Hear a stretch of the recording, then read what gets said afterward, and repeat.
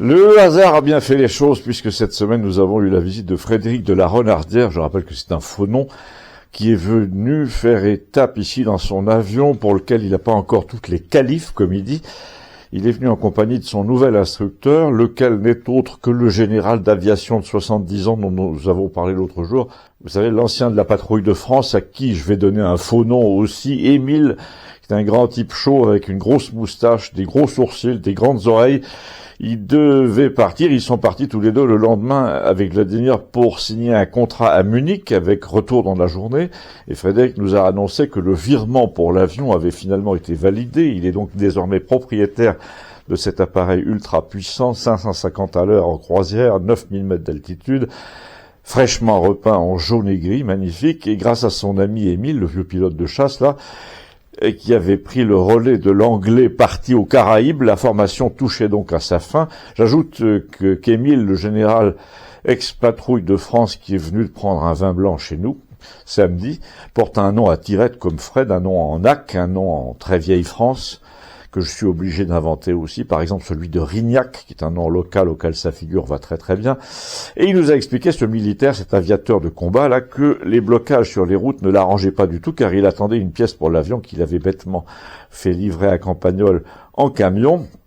Du coup, le voilà coincé ici le temps qu'elle arrive. Il va de soi que nous avons donc commenté la situation qui se développe partout en Europe, non seulement à cause de cette histoire de pièces retenues à Tarbes, mais aussi parce qu'il s'agissait du monde paysan et que, comme on le sait, Frédéric a passé longtemps, très longtemps,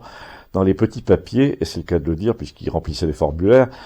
d'un vieil éleveur nommé Roger, dont on se souvient, dont nous nous souvenons tous à Campagnol, et sans doute vous aussi. Ce Roger était un vieux monsieur immense, 2 mètres, célibataire, qui vivait avec sa sœur et dont la taille élevée et le visage moustachu, avec un long nez courbe impressionnant, était bizarrement assez semblable à ceux du général Émile de Rignac dont nous venons de parler. Enfin, pas tellement bizarrement d'ailleurs,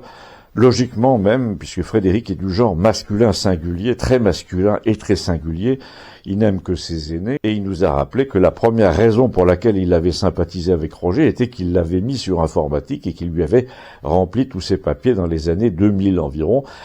parce qu'il faisait partie d'une association dans la plaine de Béziers qui aidait les agriculteurs pour la paperasse. C'est donc à ce titre que Frédéric nous a parlé de la situation du monde agricole en ce moment, et Gustave, à qui on ne demandait rien, mais que nous avons remercié quand même de le préciser, a ajouté « Frédéric vous le dit pas, mais il a sauvé 2 fois l'exploitation de Roger en mettant la main à la poche, donc c'était plus que des papiers ».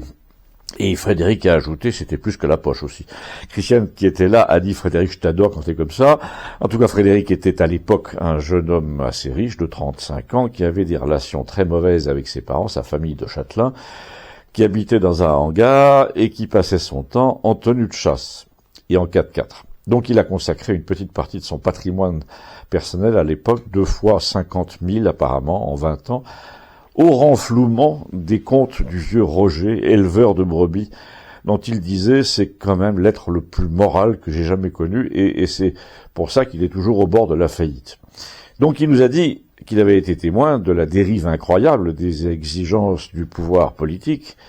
à l'égard de l'agriculture depuis 20 ans, et encore, il a précisé à l'adresse du général de Rignac, Roger était dans l'élevage de brebis, donc il ne subissait pas trop la surveillance des cultures par satellite et toutes ces techniques réservées aux parcelles plantées. Mais Roger passait tout de même, enfin je passais, a-t-il dit, une après-midi par semaine à remplir des papiers et des formulaires pour la MSA, la SAFER, les autorités sanitaires, les flics de l'eau, ceux de l'engrais, etc. Et en ce moment, a-t-il ajouté, depuis que j'ai hérité des terres de mes parents et de mes oncles, cette paperasse a été multipliée par 2, évidemment, d'autant qu'il s'agit de vignes. J'emploie 2 personnes rien que pour ça, rien que pour être en règle, pour recevoir les blaireaux qui viennent te contrôler un jeudi et qui n'y connaissent rien. Eux, ils ont contrôlé de la céréale pendant 10 ans, ils sont pistonnés, ils débarquent chez les vignerons, parce que le climat est meilleur, ils connaissent rien du métier de la vigne, et ils cassent les pieds à te demander où les toilettes réglementaires se trouvent pour les ouvriers, et quand tu leur réponds, vous croyez qu'ils vont rentrer à la ferme pour pisser, le gars n'en démord pas, il te dit qu'un jour les toilettes sèches seront obligatoires en race campagne au coin des parcelles. Et Vladimir a renchéri.